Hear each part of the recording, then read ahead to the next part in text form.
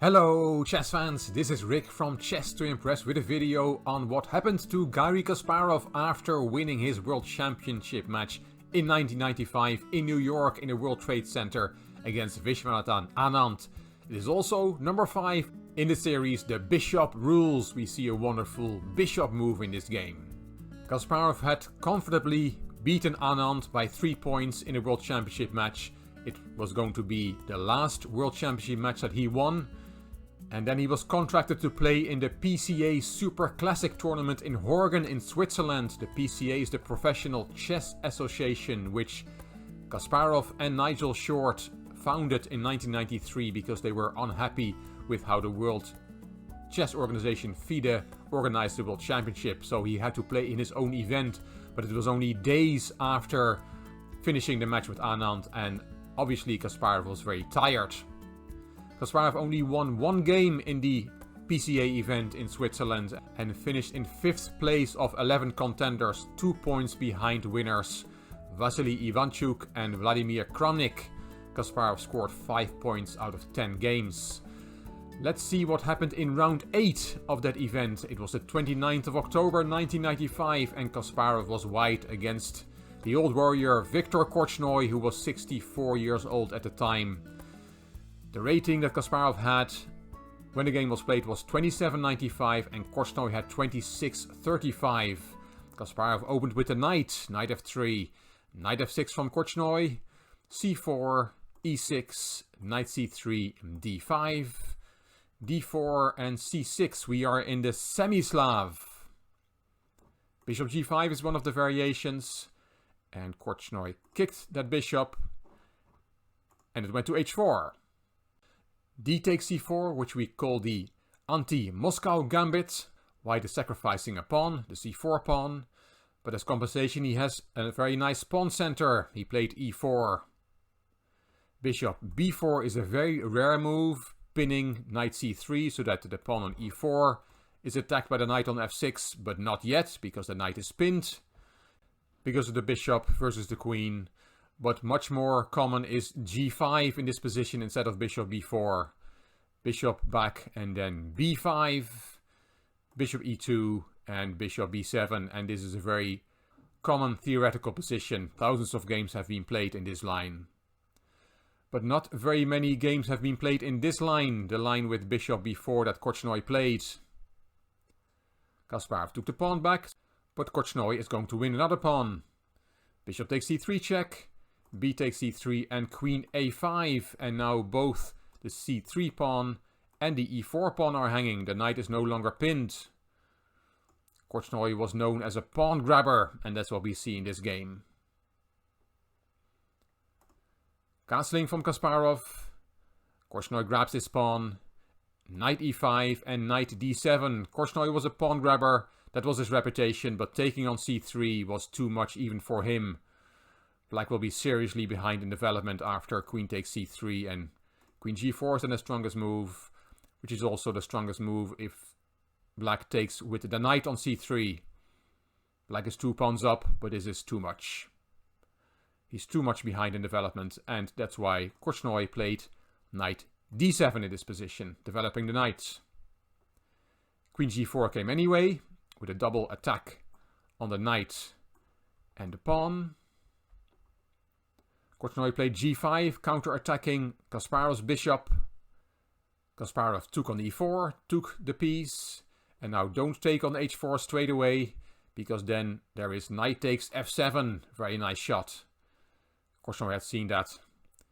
King takes, queen takes check leads to checkmate on the next move. Like this. This is checkmate. So after queen takes e4, you cannot take on h4. But Korchnoi took first on e5 as an in-between move. D takes e5, and now he took on h4, taking the piece back, and black is still a pawn up. Rook ab1, nice move, making it more difficult for black to develop his queen side. The bishop is defending the pawn and cannot develop, cannot go to d7, because then this pawn will fall. h3 from Korchnoi, rook f d1. Centralizing the rook. Rook g8, threatening to take on g2. Kasparov played the g-pawn up. and rook g5. Attacking this pawn now with 2 pieces, and it's only protected by the queen.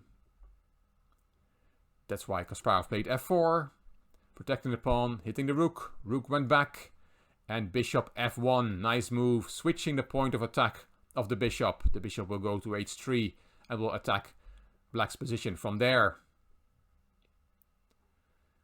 Korchnoi took on c3, and Kasparov took on h3. Black has an extra pawn, but is under heavy attack, and it's not clear how he can finish his development. These 2 pieces are still at home. My engine wants to play rook h8, and that is a clear indication that black is in trouble. Korchnoi came up with f5, hitting the queen, and the queen went back to e2, eyeing up the nice h5 square to attack black's vulnerable king from there. King f8, and there went the queen to h5. Korchnoi gave a check. King stepped aside, and queen e7, bringing her majesty to the aid of his majesty. But black is still in big trouble. Rook d6, strong move again from Kasparov. King g7, protecting the h6 pawn, and it looks like black has plugged all the holes in his position. But Korchnoi had missed one beautiful tactical shot. And if you want to look for it yourself, put the video on pause. It's a very nice move. Keep in mind, this is the 5th installment of the bishop rules. And we see a very nice bishop move here. Bishop takes f5 is what Kasparov played. The bishop rules indeed. What a beautiful piece sacrifice. What a move, bishop takes f5. What happens if we take the bishop? Well, then there is queen takes h6 check. That's now possible because the rook is also covering that square. King f7, queen h5 check, king g7, rook g6 check, king f8, rook f6 check, and now black has to give the queen for the rook. Because if you go to g7, this is checkmate. So you cannot take the bishop. Korchnoi saw that and played queen f7, protecting the g6 square. But Kasparov just swapped the queens. King takes back and took on e6 with check. Another great move from the bishop. The bishop rules again. Here black resigned. Black is totally lost. It's a skewer, so you cannot step away with the king because then you just lose an exchange there. And what happens if you take the bishop? Bishop takes e6. Well, then there is rook takes b7 check. Very nice. And black cannot hang on to his extra bishop. The king cannot keep protecting that bishop. And we will get a winning rook and pawn endgame for white. For example, king g6. Then rook takes e6 check. King f5 and rook takes c6 with 3 extra pawns for white. Another variation is king f8. Then also rook takes e6 and either c6 or h6 will fall.